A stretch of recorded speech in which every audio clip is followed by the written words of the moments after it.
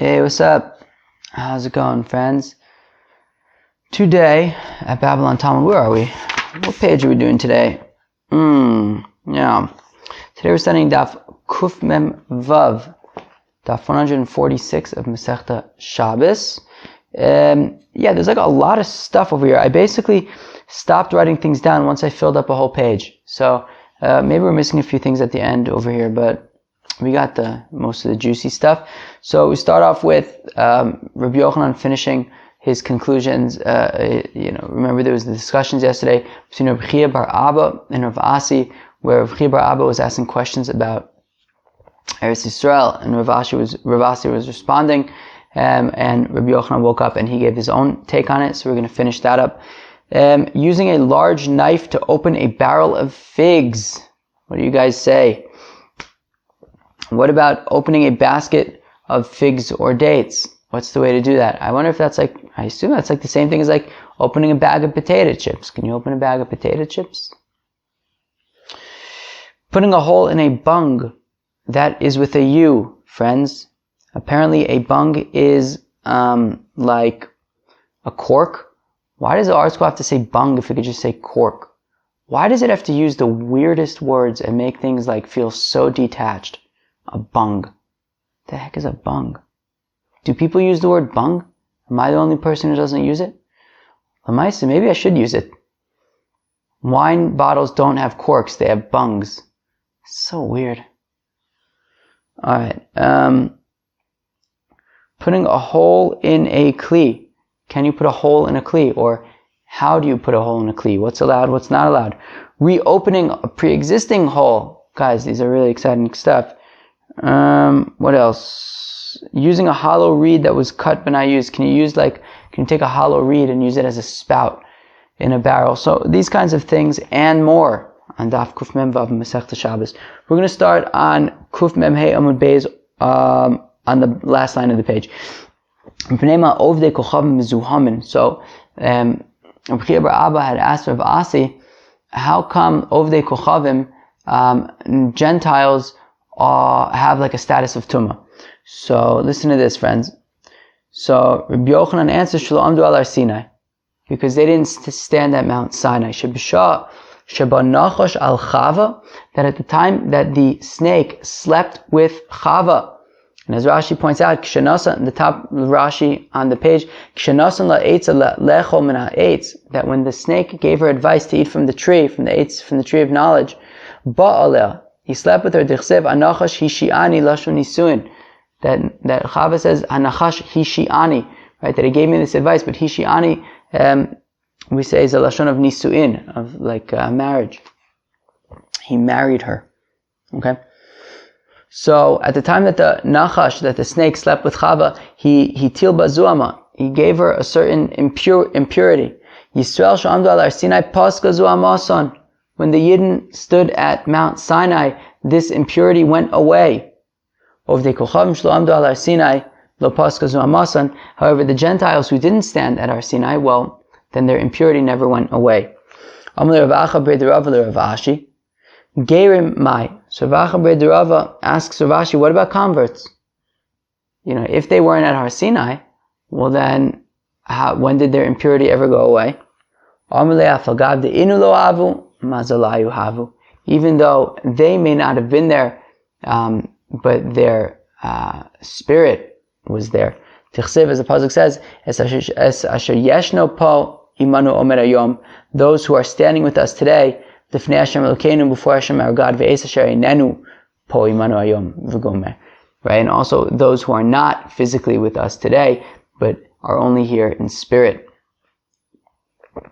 Now this Bar Kahana, so now this assertion that the impurity that was that Chava received from the Nachash, so this assertion that it remained all the way until Ma'amad Har Sinai is in opposition to the opinion of Rabbi Abba bar Kahana. Rabbi Abba bar Kahana, Ad Shlosha Doros Lo Paska Zuama Me'avosenu, that it took 3 generations of our forefathers, until this impurity left left them.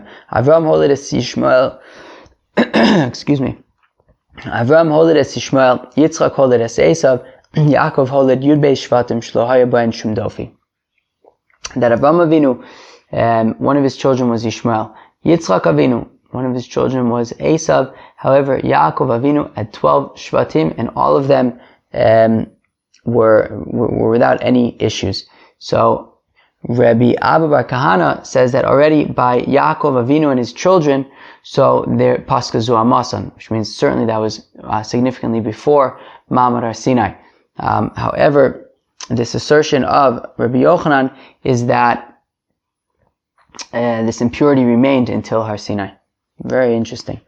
Says the Mishnah, Shover Adam es achavis lechol imena grogris uvavad shelo yiskaven lasos kli. So a person can break open a barrel in order to eat the figs that are inside of the barrel, as long as he doesn't intend to make a kli.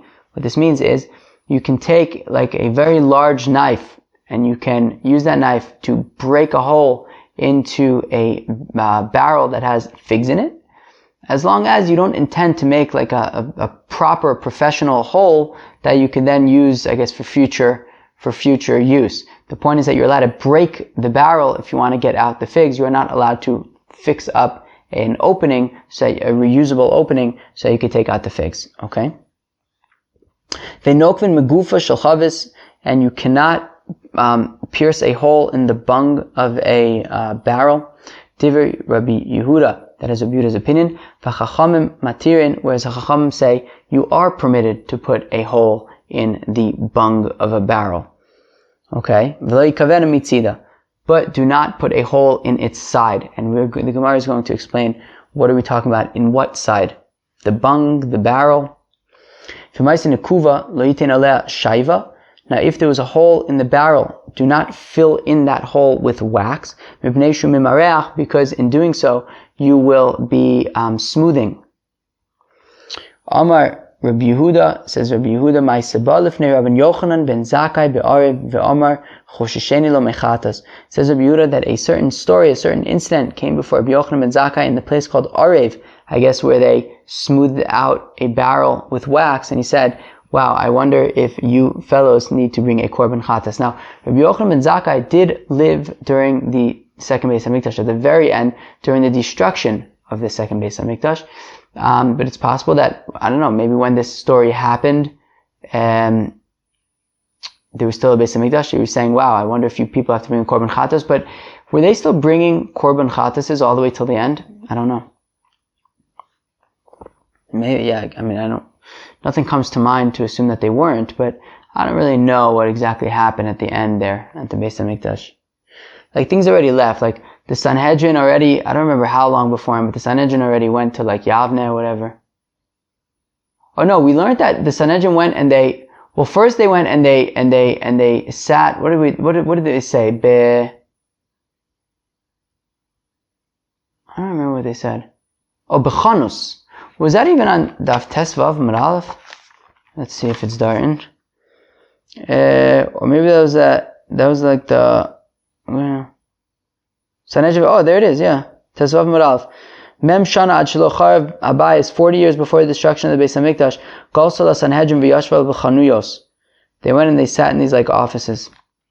So I don't exactly know like what happened there at the end of the second Beis HaMikdash, like what they were doing and what they weren't. Anyways, okay. Friends, let's move on. Says the Gemara, Amar b'Oshaya, lo shanu ela drusos, ava mefurados lo. Friends, did you get that? Says Rabbi Oshaya that when the Mishnah says that you're allowed to take a big knife and use that knife to break open the barrel so that you can extract the figs, the dried figs that are inside, and eat them. That is only when the figs are pressed together, pressed figs that are tightly pressed together, and you actually then need to use this big knife in order to cut these like igule dvela, these big chunks and masses of pressed figs, and you have to use a big knife in order to cut up these pressed figs. So the point being, since you're allowed to take the knife and move the knife in order to cut up the pressed figs, therefore you can also use the knife in order to break open the barrel. However, what Rabbi Oshaya is arguing is that, however, if the figs were not pressed together tightly and densely, rather you can just use your hand and grab a fig and eat it, well, I wasn't saying dates, I meant figs, well then you would not be able to take this big knife in order to open the barrel, because at that point you don't need the knife for the figs, you're only using the knife to break open the barrel, and that would be not allowed, it would be muktzah, and we'll get into that in a second. So Amar Rabbi Oshaya, I'm reading again, says Rabbi Oshaya, Lo shanu ela jerusos, when we say that you can take this big knife and use it to break open the barrel, that is only if the figs inside of the barrel are tightly pressed together, densely pressed together, and you're then going to need to use this big knife to cut the figs. Aval miforados lo. But if the figs were not tightly pressed together and you can just take a fig and eat it, well then you would not be allowed to take this big knife just in order to break open the barrel. Miforados lo. One second. If the contents of the barrel were figs that were not tightly pressed together, then, meaning if they were just individual figs, you would not be allowed to break open the barrel with this knife. Meisvei, we have a kasha. Reb Shimon ben Gamliel Omer, says Reb Shimon ben Gamliel. Shimon ben Gamliel was Rabbi Yehuda Nasi's father. And I'm getting the feeling that whenever we see Reb Shimon ben Gamliel, we seem to paskin like him, which is very interesting. Whatever, let's move on. So it says Reb Shimon ben Gamliel, Mevi Adam es achavis shel yain umatiz rosha b'sayif umanicha lefnei ha'orchim b'Shabbis ve'eno choshesh. Let's read that again. Maybe Adam is a chavish shel yain. A person can bring a barrel of wine, umatiz rosha b'sayif, and you could take a sword and plop off the top of the barrel, umanicha lefnei ha'orchim b'Shabbis, and then now there's wine for the guests. Ve'eno choshesh, and there's nothing to be concerned about. No. So what do we see? So we see you don't need to use this sword in order to cut the wine, i.e. you're picking up this kli solely for the purpose of breaking the barrel. And that seems to be acceptable. So shouldn't we say the same thing over here by the barrel of figs, that you can take this big knife, break open the barrel, even if the figs are not densely compacted.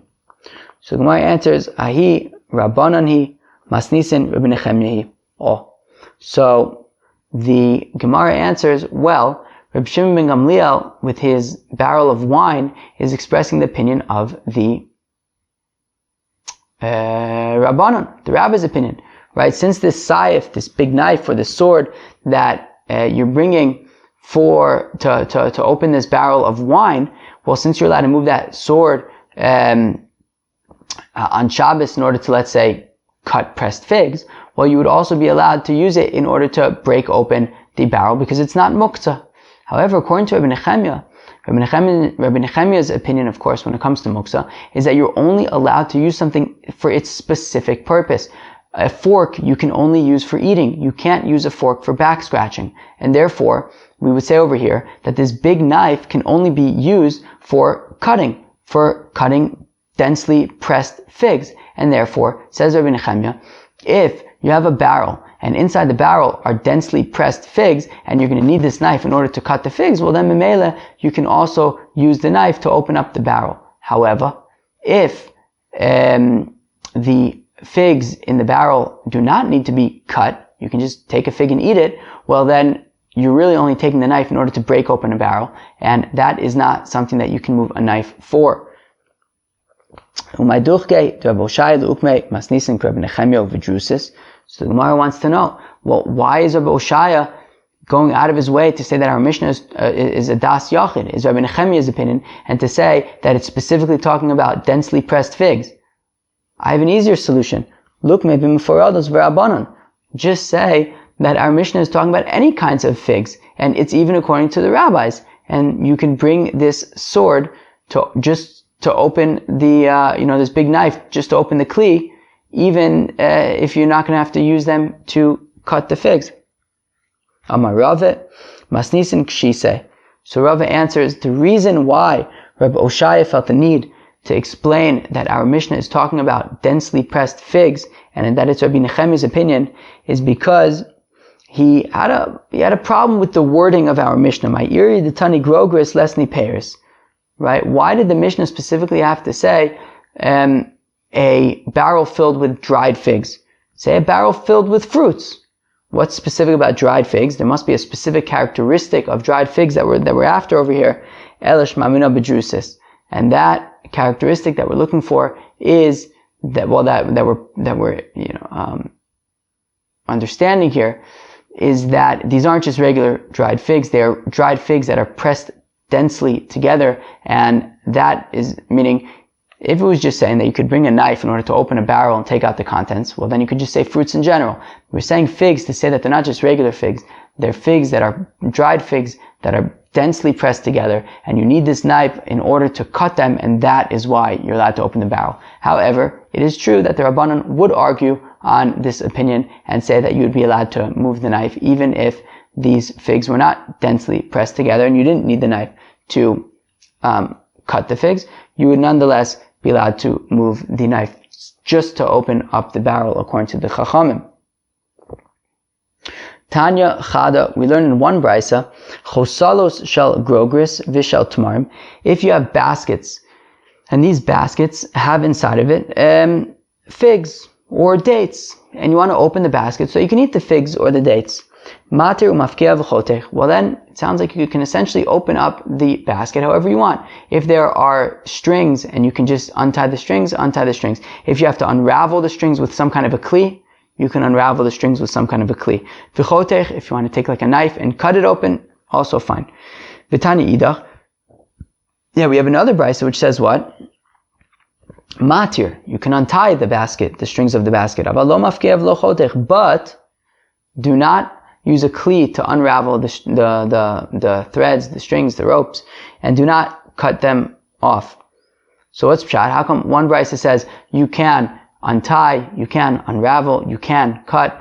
The other brisa says you can only untie, not unravel, and not cut. Lokasha Rabbanan Har ben Nechemiah. So we say again, it's a machlokas, right? The first brisa which allows all of them is the opinion of the rabbis. And the second brisa which only allows untying is the opinion of Rabbi Nechemiah. The Tanyas we learn in the brisa Rabbi Nechemiah Omer, says Rabbi Nechemiah, afilu tarvad, even a spoon, afilu talis, even a shawl, afilu sakin, even a knife, ein nitalin ela l'tzorech tashmishan. You can use them only for their particular purpose, and therefore a knife is usable for cutting food. It is not usable for cutting open ropes for baskets of figs. Therefore, you would not be allowed to use it for that purpose. Now, I wonder if this is connected to like opening a bag of potato chips, right? You basically, I don't know, this basket with dates is maybe the equivalent of a bag with potato chips in it. Just like you can cut the rope off of the basket, you can, tear open the bag of potato chips. I don't know. I wonder if that's like a similar analogous thing. Bomine Rav Sheshes, they asked a kasha of Rav Sheshes. Ma'u lemivraz chavisa beburtia b'shabata. Can you take a spear and go up to a wine barrel with a spear? It sounds very dramatic. Go to a wine barrel with a spear and pierce the wine barrel with your spear. Is that allowed? The pischa kamichavin v'aser odilma la'ayin yafa kamichavin v'shari. Is he doing it because he wants to make an opening to the barrel, in which case you're not allowed to intentionally make an opening to the barrel? Or is he doing it because he wants to be magnanimous, he wants to be very, have an ayin yafet, be very giving and hospitable to his guests, so he's taking out his spear and he's piercing the barrel, and friends, drink as much wine as you would like, the wine is now flowing from the hole that I just pierced with my spear. Amrle lepischa kamichavin v'asir. So, Rav Sheshes responded that, look, his intention is to make an opening, and therefore it is forbidden to do on Shabbos. Meisvei, we have a kasha, Rav Shimon Gamliel Omer. Rav Shimon Gamliel said, Maybe adam chavis shel yain umatez roshu b'sayif. 1 second, a person's allowed to take a barrel of wine and take a sword and, whack off the top of the barrel. So, why should that be, and that's acceptable, so why should that be acceptable, but taking a spear maybe a spear is even more fun. Surely, we want you to be able to have fun. So,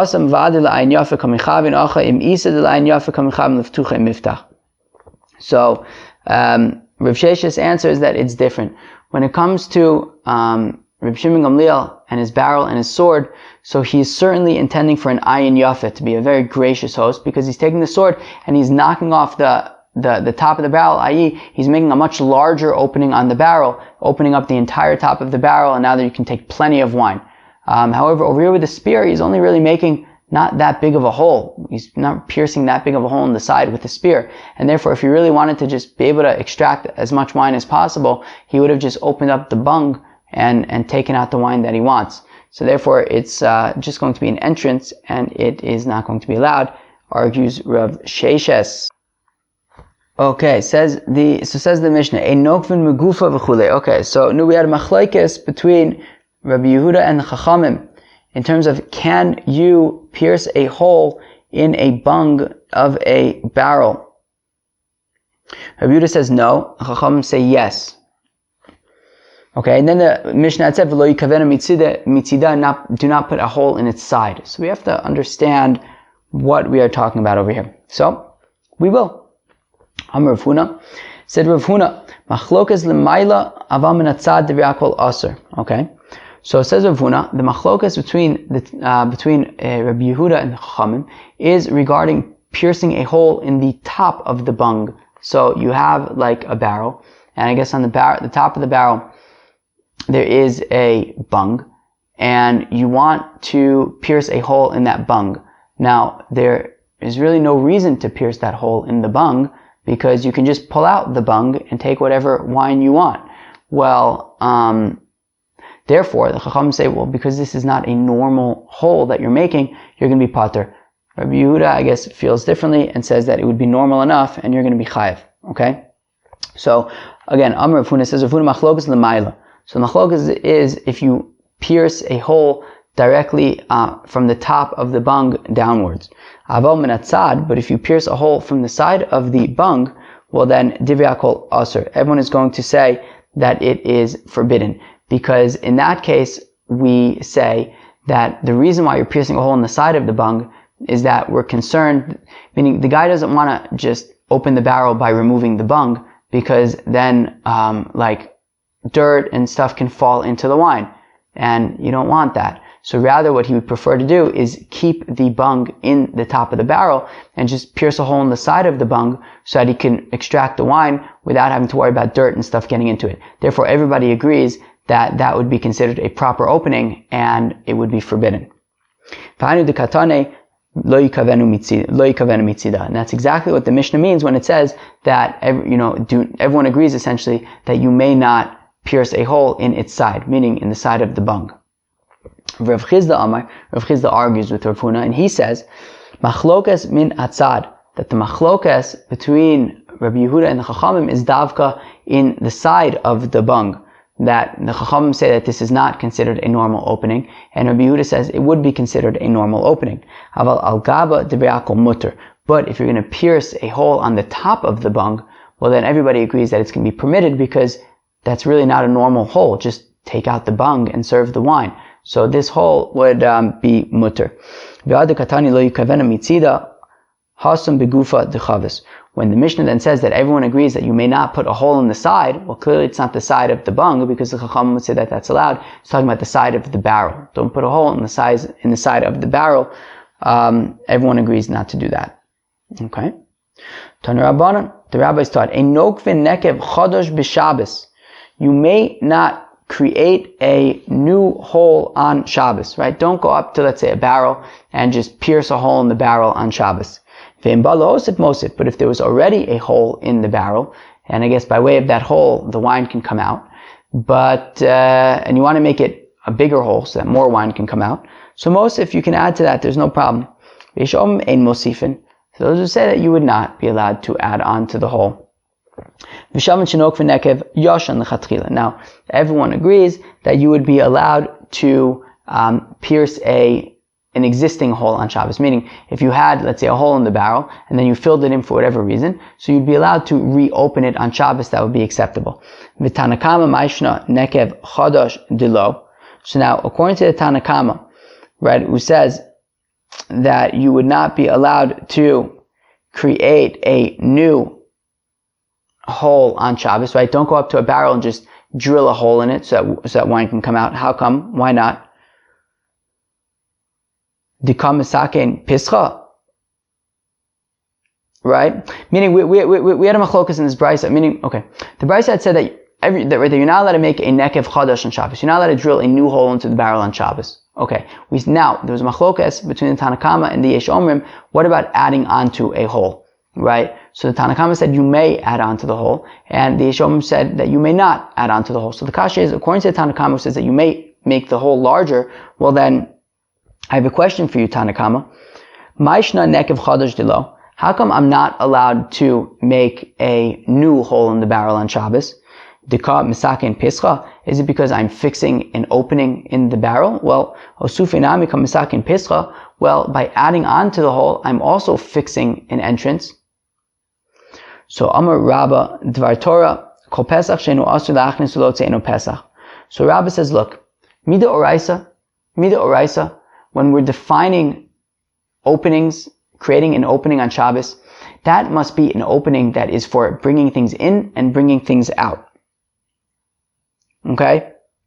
So, now this hole in the barrel, you're only interested in taking out the wine, not bringing in the wine. You're not going to put wine in the barrel through this hole. It's just that you can get the wine out of the barrel. So, Mida Oraisa, this wouldn't really be considered a hole that is not allowed.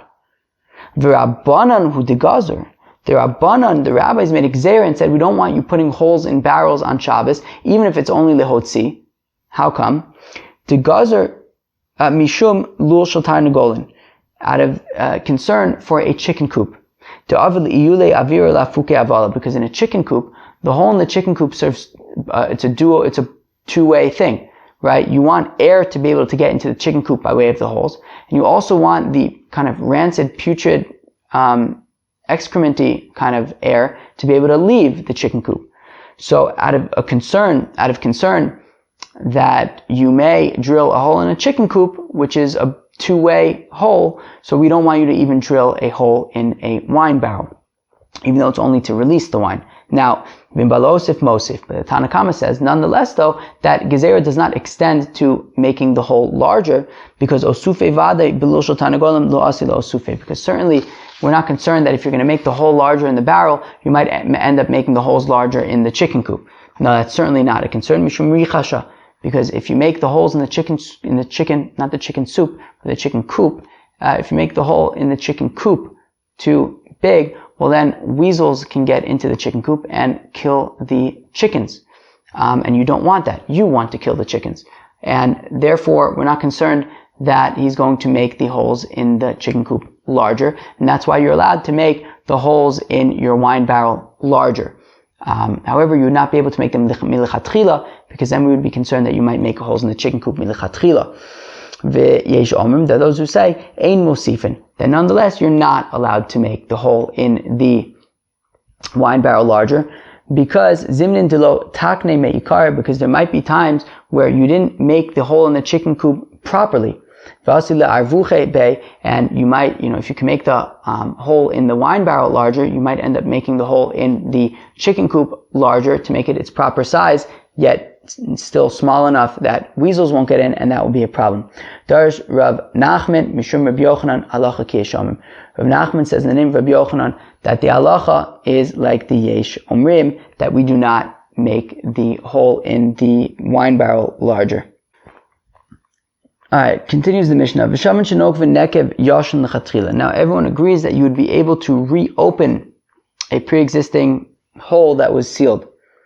Amar Rav Yehuda Amar Shmuel Lashanu Ela b'makom ha'asur l'shamer aval l'chazek asur. So now, it says Rav Yehuda in the name of Shmuel that when they say that you would be allowed to reopen a prior hole, so that was if that hole was in a place asur l'shamer. If they filled in the hole in a place where they just wanted to make sure that the fumes from the wine wouldn't exit the barrel, right? You have a wine barrel, and in the wine barrel there is wine, right? So what I'm imagining is Ki'ilu, the barrel was like 75% full, okay? And then there was a hole in like the top 25%, and the fumes, like the smells of the wine, was getting out of the barrel, and you don't want that. You want the smells to stay inside of the barrel. Also, maybe the wine might go bad if there's air getting in, whatever it is. So you fill in the hole. It doesn't have to be like super solid, because you just want to make sure, right, that these smells stay in, but you don't have, there's no leaks or anything like that. It doesn't have to be like super solid, right? But if it is aval chazek, but if it's in a place where like you really need to strengthen the barrel to make sure that there's not going to be any leaks or anything, well then that's going to be considered like you really did a professional job there, and reopening that hole would be considered like it's opening a hole. So again, Amar Rav Yehuda Amar Shmuel lo shanu elav makom ha'asur l'shamer. When we say that you're allowed to reopen a hole that was filled in, that's only if that hole is in a place where it's just to preserve the fumes of the wine. Aval chazek asur. But if it was in a place where you had to strengthen the barrel so that none of the wine would leak out, well then it's going to be forbidden to reopen the hole because it was a professional job. So what is considered to just preserve the fumes, and what's considered in order to strengthen the barrel? So Rav Chizda explains, kind of like I was saying a few minutes ago, that imagine you have a wine barrel that's 75% filled, so the top 25% would be above above the wine. So, and that would be l'shamer, and you'd be allowed to reopen that hole. Lamata min hayayin zeu l'chazek, and when the hole is below the wine, i.e. in the bottom 75% of the barrel, well then it's going to be l'chazek. You have to make sure that you do a professional job to make sure that no wine leaks out, and you would not be allowed to reopen that hole. Rabba Amar. So the Gemara says Rava, but the Hagos Abach changes it to Rabba, which maybe would be a little bit better because there's going to be a dialogue between Abaye and Rabba, and you can argue that it makes more sense if it's Abaye referring to, relating to his Rebbe Rabba as opposed to his colleague Rava. So Rabba Amar said, Rabba, Lamata min hayayin nami zeu l'shamer. Rabba says that actually, lamata min hayayin, if the hole is just within the bottom 75% of the barrel where there's wine, well, nami zeu l'shamer, that would also be considered just to preserve the wine, not necessarily to strengthen the barrel. Ve'echidami l'chazek, what is really to strengthen the barrel that would be considered, a proper professional fixing that you would not be allowed to reopen? That's kegon shenikva lamata min hashmarim. That's if the hole was where the sediments are, because that is really where, I guess all the weight of the wine and the barrel is over there. And in order to fix that, you would really have to do a professional job and strengthen the barrel. At that point, if you open it up, you would be chayiv for reopening a hole. But even where the wine is, you wouldn't be chayiv. That wouldn't be a significant enough, a professional enough job of refilling the hole. Amar Abaye le Rabba. So Abaye says to Rabba, Tanidim sayelach. I can even bring a brisa that supports your argument, which is that in order for the hole to really be considered fixed properly, and that you'd be chayiv for reopening it, it would really have to be a significant job, a significant job filling it in as best as you can. So bayis sasum yeshlo arba amos. So a bayis sasum has 4 amos. What does that mean? So it means, imagine you have a chatzer, you have a courtyard, okay? And there are 2 houses that open up into the courtyard. Imagine like on either side of the courtyard, you have 2 houses, they're facing each other. Now, one of them belongs to Reuven, the other one belongs to Shimon. Now, Reuven's house has 2 doors going into it. Shimon's house has 4 doors going into it. Okay?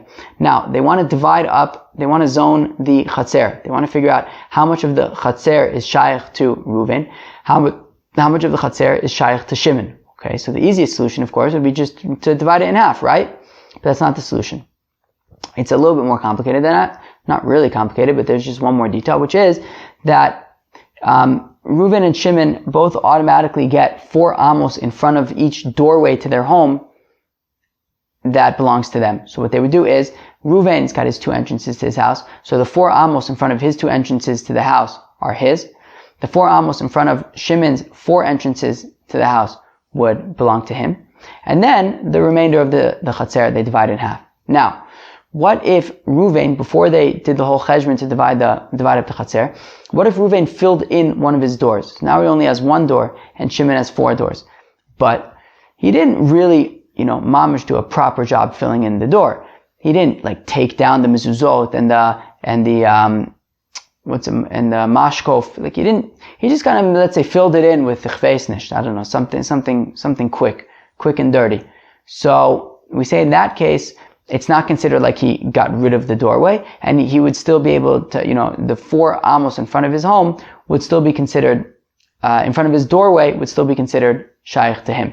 Now, if, however, he mamish knocked down the mezuzot and the mashkof and really did a proper professional job that you wouldn't even know that there was ever a doorway there, well, in that case, the 4 amos in front of where the doorway used to be would not be shaykh to him anymore, and he wouldn't get that, okay? So, let's read it inside. Bayis sasum, if you have a house and you filled in one of the doorways to the house, yesh lo arba amos, you still, have the 4 amos in front of that doorway that will belong to you, that will be, shaykh to you when dividing up the courtyard. Now, paratz es petzimav, but if you mamish knock down the mezuzot and the mashkof of the doorway and fix it in properly, so much so that you will never even know that there was ever a doorway there, ein lo dalet amos, well then you no longer have 4 amos that are shaykh to you in front of where the door used to be. If you have a house, and in that house, this is a little bit of a different case, but similar. If you have a small little house, and then you bury a mace in that small little house, and then afterwards you fill in the doorway to the house. So it's ki'ilu, it's like what's it called? Like a sarcophagus? Is that what it's called? It's ki'ilu, you have a grave. It's no longer a little house, it's a grave. So, but we say that nonetheless, if you just did sort of a quick and dirty job filling in the door, well, the door remains, we consider it to be a doorway, and it's not a cave, it's not a grave, rather it's a house, and it's not, and this little house will not be metame the dalet amos around it. We say that midrabanan, a kever, a grave, is metame 4 amos around it, but here we don't consider it a grave, we still consider it a house, because the doorway is still there. It wasn't closed in properly. Parts as petzimav metamiko svivav. However, if you mamish break down the mezuzot and the mashkof and fill it in to such a degree that you would never know that there was ever even a door over there, well then we treat the house as a grave and it will be metame 4 amos around. So Abaye wants to argue that we see from this brisa that what do we see from this brisa? We see that in order for a doorway, which we're making analogous to our hole in our barrel, so as long as the doorway was closed in kind of quick and dirty, well then it's still going to be considered a doorway. But if it was done a professional job, well then it's no longer considered a doorway. We want to say the same thing by the barrel. If you filled in the hole, kind of plugged it in quick and dirty, well then you can reopen it and it's fine. However, if it was a professional job, as Rabbi wants to argue, that it was down where the sediment was, where you really have to put in, fill it in properly, well then you would not be allowed to open it on Shabbos. Guvta. What if you take a hollowed out reed and you want to put that reed into a barrel so you can use it as a spout to pour wine out of it? Rav Asr Ushmuel Shari. Rav says Asr. Shmuel says Shari. Says yeah, it's allowed. Rav says not allowed. Shmuel says allowed. So obviously you wouldn't be able to cut a reed and fix it up on Shabbos. That would not be allowed. And certainly if you already had the spout in the barrel and it just fell out, you would be allowed to put it back in the barrel. The machlokes between Rav and Shmuel is where the reed was already cut. You already fixed it before Shabbos, but you never gave it a test run. You never put it in the barrel to check and see if it is in fact the right size and everything. So Manda Asar, so Rav who says Asar, so Rav is concerned that, well, since you never actually did a test run and never actually made sure that it fits properly, we're concerned that if it doesn't fit properly, well then you might go back and fix it out and, cut the reed so that it does fit properly, which would not be allowed. And Shmuel who says that you're allowed to use this reed that was fixed before Shabbos but just never tried out, he would say, look, if it doesn't fit, you won't then go and fix it. So therefore, he says it's okay, and if it works, it works. Kitanai, and we say it's like a machlokas tanaim. In chotchin shfoferes b'yomtiv, in tzarchlom b'Shabbos. You wouldn't be able to cut a reed, I guess also as a spout on Yom Tiv, and certainly not on Shabbos. Nafla machzirin osa b'Shabbos v'in tzarchlom b'Yom Tiv. If it fell out of the barrel, well, you'd be allowed to put it back in the barrel on Shabbos and certainly on Yom Tiv. Rabbi Yoshia Mekel, and then interestingly it says in Rabbi Yoshia is Mekel. Rabbi Yoshia Aheya. What is Rabbi Yoshia Mekel on? Is he Mekel on the Reisha? Is he Mekel on the Seifa? Ilim a Reisha. If we say that he's Mekel on the Reisha, meaning that the Tanakama said that you're not allowed to cut and fix a reed on Shabbos to use as a spout. Well, how can Rabbi Yoshia be Mekel to say that you would be allowed to cut this reed? How come Masakin Mana? You're fixing a Kli. Ela Aseifa. Well, if you say, then it's going on the Seifa, but Tanakama Nami Mishra Kashari. But the Seifa, what was the Seifa? It says that if the reed fell out, you're allowed to put it back in. Well, if you say Rabbi Yoshia is saying it's permitted, Tanakama also said it's permitted. So then what's the Chiddush? So Ela, the Chaticha v'lo Mesakni kibinayu. Rather, it must be that the nafkamina between Rabbi Yoshia and Tanakama is when it was cut and prepared already before Shabbos, but it was never actually done a test run. My Savar Gazrinan or my Savar Lo Gazrinan, that the Tanakama holds that you would not be allowed to put it into the Kli on Shabbos because we're concerned that if it doesn't fit, then you might fix it. Whereas Rabbi Yoshia is Mekel and says that you would be allowed to put it into the Kli like Shmuel, and we're not concerned that if it doesn't fit, you'll fix it.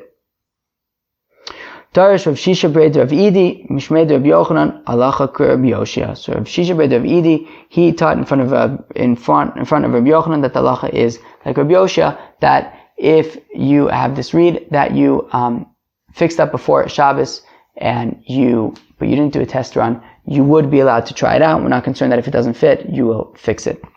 Okay, the Mishnah said, if there was a hole in the barrel, so we said do not take wax and then, smooth in the hole, because that would be smoothing. Mishcha Ravaso Shmuel Shari. What if you use oil, this thick oil? Can you use thick oil to fill in a hole in a barrel on Shabbos? So Rav says no, Shmuel says yes. Manda asar gazrinan mishum shaivo, manda shari lo gazrinan. So Rav, who says also, it's because we're concerned if you use oil, you might end up using wax, which is not allowed. Shmuel says it's mutter because we're not concerned that you'll end up using wax. Amalei Rav Shmuel bar Bachana to Rav Yosef. So it says Rav Shmuel bar Bachana to Rav Yosef, beferish amar lon mishmei derav mishcha shari. So Rav Shmuel bar Bachana says to Rav Yosef, well, Rav Yosef, you explicitly told us that Rav actually says that it would be permitted to use this oil. Okay, interesting. Amar Tavuz Rishba, Amar Shmuel says Tavuz the bird trapper in the name of Shmuel. Haitar for the asa. If you have a hadas leaf, I believe that's in English a myrtle leaf, asr, you would not be allowed to kind of take it and stick it into a barrel and use it as a spout. Okay, my time. How come? Rav Yemar Midifti Amar says Rav Yemar Midifti Gezer Mishum Marzev, because we're concerned about a gutter. Interesting. We're concerned that if you're allowed to take a hadas leaf and then kind of, crease it and fix it up and put it into a barrel, then you might end up making a gutter on Shabbos. Very interesting. Okay? I guess like a gutter on your roof. Because I guess you'll figure well, if I could take this leaf and I can fix it up and use it as a spout, why can't I fix up like a gutter for my roof and use that to release, to kind of guide the water from my roof where I want it to go. Interesting. Rav Ashi Amar Gzer Shema Yiktom. Rav Ashi, he says, look, we're concerned that if you're allowed to use this leaf as a spout, well, then you might actually pluck it off of the branch, and we don't want you doing that. My benayu, what's an nafkamina? Ike benayu to katim umanche. The nafkamina is if the leaf was already just lying there separate from the branch. According to Rav Ashi, there's no problem plucking it from the branch. According to Rav Yemar Midifti, we're still concerned that if you take it and you fix it up to put it into the barrel, you might make a gutter. Interesting. Besadya. What if you have this kind of like a cushion, but not really a cushion. It's more like a felt. If you have this felt that you would then fold up and sit on it. Rav Asur Shmuel Shari. The question is, can you carry it in Mishus Harabim? can you wrap it around yourself and carry it in Rosh Hashanah? So Rav says no. Shmuel says yes. Now, if this felt is very soft and you can just wrap it around yourself like a cloak, well then everyone agrees that you would be allowed to wrap it around yourself as a cloak and walk through Rosh Hashanah. Then when you get where you're going, you'll just put it down and sit on it. And everyone agrees that if this felt was very hard and you can't really wear it and you're just carrying it, well then it's aser. The machlokes between Rav and Shmuel is where this felt is kind of like somewhere in the middle. It's not exactly soft, it's not exactly hard. So Rav, who says that you're not allowed to carry it, he says because it looks like a burden. Shmuel says it doesn't look like a burden. You can kind of, I guess, wrap it around yourself as best as you can and wear that. Now the Gemara says, by the way, Rav never explicitly said that these felts that are kind of, middle roughness, medium roughness, he never said explicitly that you're not allowed to carry them. Rather, there was a story, and from the story, somebody drew the conclusion that he would say that, but he never actually said that. What's the story? That Rav, once on Shabbos, right, he visited a certain place for Shabbos. Now, in this place, there was not enough room for all of the students to be able to gather inside of the house and still be able to practice social distancing.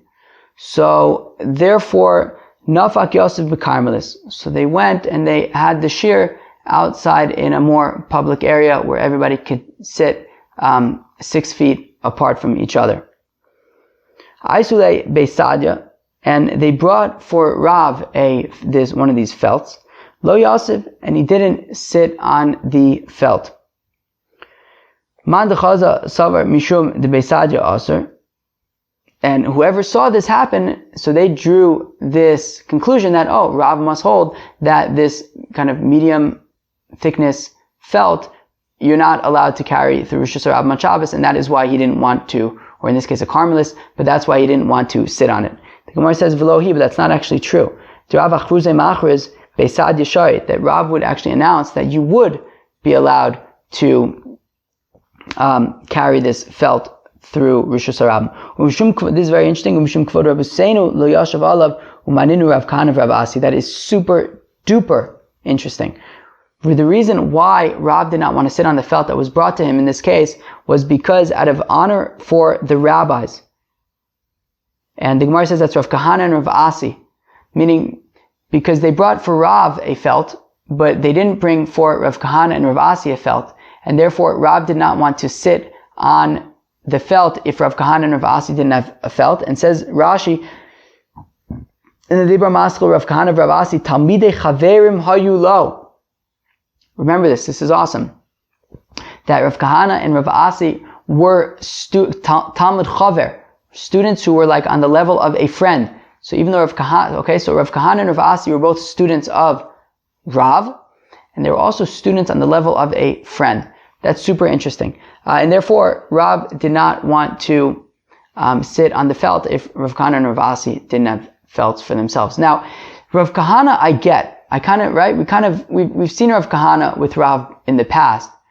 Rav Asi is kind of a curveball, because who is this Rav Asi? Because Rabbi Ami and Rabbi Asi, they were, in Tiberia with Rabbi Yochanan.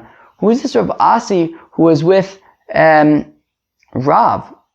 I guess he was in Bavel, and he was a Talmud Chaver of Rav. Like, who is this Rav Asi? Now, also yesterday, interestingly, we had, and also at the beginning of today, we had these discussions between Rav Chia bar Abba and Rav Asi in front of Rabbi Yochanan. Now, is it the same Rav Asi? I had said that maybe Rav Asi was from Eretz Yisrael and he had never even been to Bavel, but it sounded like from here he's hanging out with Rav and Rav Kahana. I don't know. Who's this Rav Asi? I'm not really sure. Okay, new Mishnah. Nosnin tav shelasoch abor b'shvil sheyei shamor. So you're allowed to take, if you have like a cooked dish and you don't want it to sit out in the sun, so you could put it into a pit just so that it could be preserved over there. Interestingly, if you have a water bottle, you're camping and you have a water bottle and you want the water bottle to stay relatively cold. So you can take the water bottle and just chuck it into whatever body of water is closest to you, some kind of spring or mayan or something. You could chuck it in there, even though you wouldn't drink the mayan water necessarily, but you could chuck your bottle of water into there to remain cool and not be in the sun.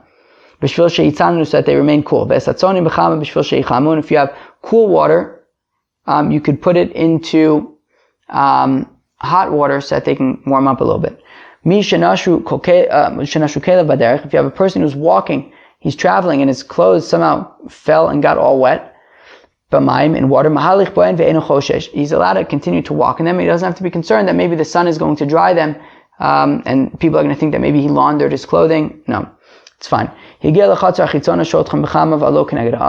Once he gets to the whatever town he's going to, once he gets to the first chatzer in the town, he could then take off the clothing and hang them out in the sun, and that's fine as long as nobody sees. But if people see, then they might think that he laundered his clothing on Shabbos, and we don't want that. But as long as nobody sees, then that would be acceptable. Interesting. Fine. And pshita, obviously you could take this cooked food that you don't want to be in the sun and put it in a pit so that it stays preserved, it doesn't get ruined. So the Gemara says, well, we might have the opportunity to say that if I could put the food in the pit, I might then come to fill in any holes at the bottom of the pit, so that the food can be in even ground. Kamashman, that we're not concerned about that. But you're allowed to put the good water in bad water so that they remain cool. Pshita, obviously you could do that. Seifa, it's tuichale. We need it for the second part, which is vesatzonin b'chama. You could put the cold water in warm water, so that they could heat up a bit. Hanami pshita. This is also obvious. So the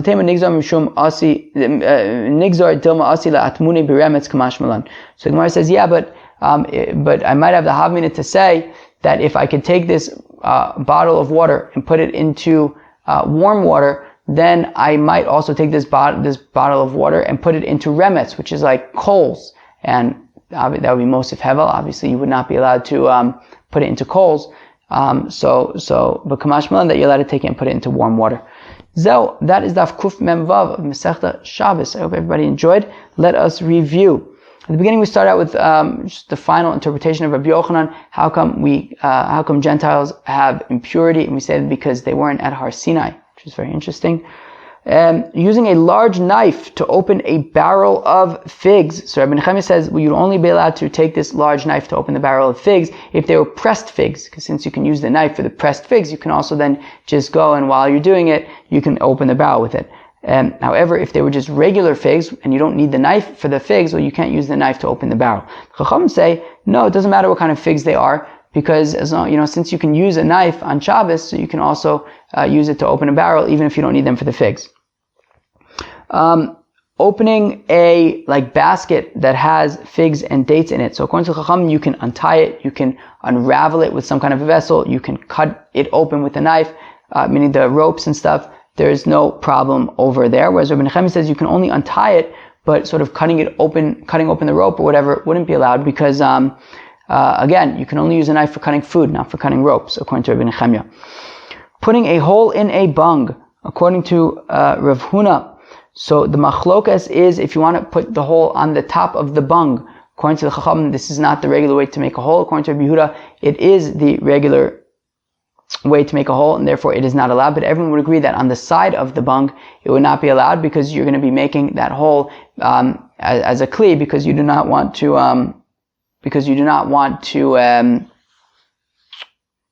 you do not want things to fall into the barrel when you open it from the top, so therefore you make it on the side. Rav Chizda says that the machlokas is davka on the side of the bung. On top of the bung, everyone agrees that it would be permitted, and when the Mishnah says that you're not allowed to make a hole according to everybody on the side, it means the side of the barrel. Then we talk about putting a hole in a kli. Rabbah says that mida oraisa, when we talk about making holes on Shabbos and saying that it's not allowed, that means a hole that is made lehachnis ulehotzi, to bring things in and to bring things out. Now, the Chachamim had said that you're not allowed to make any kind of hole, even let's say a barrel, which is only lehotzi, because we're concerned about making a hole in a chicken coop, which is to bring in fresh air and to bring out putrid air. However, according to the Tanakama, this would not extend to making holes larger, because you're not going to make the holes in the chicken coop larger, since then weasels might come in and eat your chickens, and you want to eat your chickens. Whereas the Yesh Omrim, the other opinion, says that you're not even allowed to make the hole bigger, because let's say you didn't make your chicken coop holes big enough, well then you might make those bigger. So we just say don't make any holes bigger either. We talk about reopening a hole that was already sealed up. So Rabbi Yehuda says in the name of Shmuel that this, you're only allowed to open up holes that were sealed in order to preserve, to guard the fumes and have them stay in the barrel. But if it was to strengthen the barrel, well then you would not be allowed to reopen that hole. Rav Chizda defines this preserving versus strengthening as whether it's above or below the wine. If it's above the wine, then it is only to preserve the fumes. If it is below the wine, like where the wine is, well then it's going to be to strengthen the barrel. Rabbah says that even in the place where there's wine, it would still be only to preserve the fumes, but to strengthen the barrel would really be where the sediment is. Okay, and then Abai brought a proof for Rabbah from these doorways from Baba Basra, that in order for them to be considered to be filled in, you would really have to do a professional, strong job. We talk about using a hollow reed as a spout, and we said there's a machlokes between Rav and Shmuel when the reed has been cut and prepared before Shabbos, but never actually done a test run. Rav says it's also because we're concerned that if the reed isn't good enough, then you might fix it. Shmuel is not concerned about that. And then we had a few other cases like that, where when it comes to putting oil on a barrel in place of wax. We also talked about carrying out these felt cushions. We want to say that Rav says that you wouldn't be allowed to when it is sort of medium thickness. Shmuel says that you would be allowed to take it out to Rosh Hashanah. Then in the end we said that even Rav would say that it would be allowed. Okay, I think we will stop here. Cool. I hope everybody enjoyed it. Have a great day. Peace.